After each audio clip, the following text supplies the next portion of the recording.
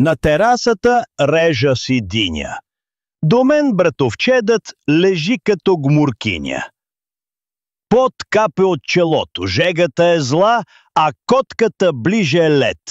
Демек и тя сега е на спа. Жена ми крещи, пак ли ям само плодове? А снощи викаше, искам да сме леки като звезди в НДК-то бе. Вика ми, динята чисти токсини. Тя, абе стига сте с тик-ток витамини.